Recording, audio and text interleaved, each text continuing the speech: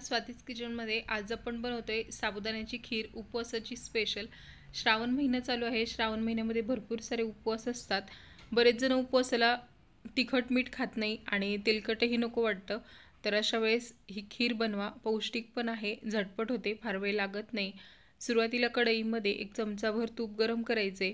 ह्यात आवडीप्रमाणे ड्रायफ्रुट्स घालून परतवून घ्यायचे आहेत। ड्रायफ्रुट्स खूप जास्त परतवायचे नाही, नाहीतर हे कडवट होतात। 1 मिनिटभर फक्त आपण हे परतवून घेतले। ड्रायफ्रुट्स काढून घ्यायचे आणि याच कढईत आपल्याला 1 ग्लासभर दूध गरम करून घ्यायचे। हे दूध आधीच गरम केलेलं आहे, आता थंड आहे, पण हे तापवलेलं दूध आहे। आता हे दूध आपण पुन्हा कढईमध्ये गरम करून घ्यायचे। दुधाला उकळी आल्यानंतर ह्यात आपल्याला साबुदाणा घालायचा आहे। दुधासोबतच ह्यात मी थोडंसं पाणी घातलेलं आहे। पूर्णपणे तुम्ही या ठिकाणी दूध वापरलं तरी चालेल, मी थोडंसं पाणी घातलेलं आहे। दुधाला मस्त उकळी आली आहे। तुमच्याकडे जर वेळ असेल, दूध जास्त असेल तर दूध जास्त घालून आटवून घ्या, पण ही आपण झटपट होणारी खीर बनवतोय इन्स्टंट, त्यामुळे इथे मी दूध आटवून घेणार नाहीये। दूध उकळी आल्यानंतर लगेच ह्यात साबुदाणा घालायचा आहे। 4 चमचे साबुदाणा 1 तासभर किंवा 1.5 तास भिजवून घ्यायचा। जास्त साबुदाणा लागत नाही, फक्त 4 चमचे साबुदाण्यामध्ये मस्त खीर होते। सोबत आपण ह्यात मखाणे देखील घालणार आहे। साबुदाणा घातल्यानंतर एकदा हलवून घ्यायचे, म्हणजे मग हा तळायला चिकटत नाही। 10 ते 12 मखाणे मिक्सरला थोडेसे असे जाडसर फिरवून घेतलेले आहेत, हे देखील घालायचे। ह्याने खीर मस्त दाटसर होते, त्याचबरोबर पौष्टिकही होते।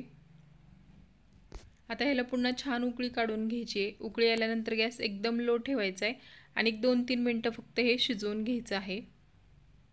साबुदाणा पूर्ण ट्रान्सपरंट होईपर्यंत हे शिजवायचे। ही खीर शिजून थंड झाल्यानंतर मस्त दाटसर होते।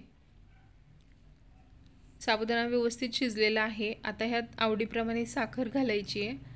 मी इथे 2 चमचे साखर वापरलेली आहे। साखर घातल्यानंतर एकदा हलवून घ्यायचे, पुन्हा उकळी काढायची। मस्त दाटसर खीर तयार झालेली आहे। आता ह्यात आपल्याला थोडीशी वेलची पूड घालायची आहे। तुम्ही हवं तर केसर सुद्धा घालू शकता दुधात भिजवलेलं। गॅस लो केलेला आहे। ह्यात ड्रायफ्रुट्स घालायचे आणि सोबतच थोडीशी वेलची पावडर घालायची आहे आणि फक्त आता 1 मिनिटभर हे उकळवून घ्यायचे आणि लगेच गॅस बंद करायचा आहे। एकदम मस्त परफेक्ट अशी खीर तयार झालेली आहे। झटपट होते, खायला पण मस्त लागते। उपवासामध्ये तुम्ही बनवू शकता। त्याचबरोबर लहान मुलांना पण वेगवेगळे पदार्थ बनवून देत असतो, तर मुलांसाठी तुम्ही बनवू शकता। खूप मस्त लागते, झटपट होते। तर ही खीर बनवून बघा। व्हिडिओ आवडला असेल तर लाईक करा, शेअर करा। व्हिडिओ संपूर्ण पाहिल्याबद्दल खूप खूप धन्यवाद।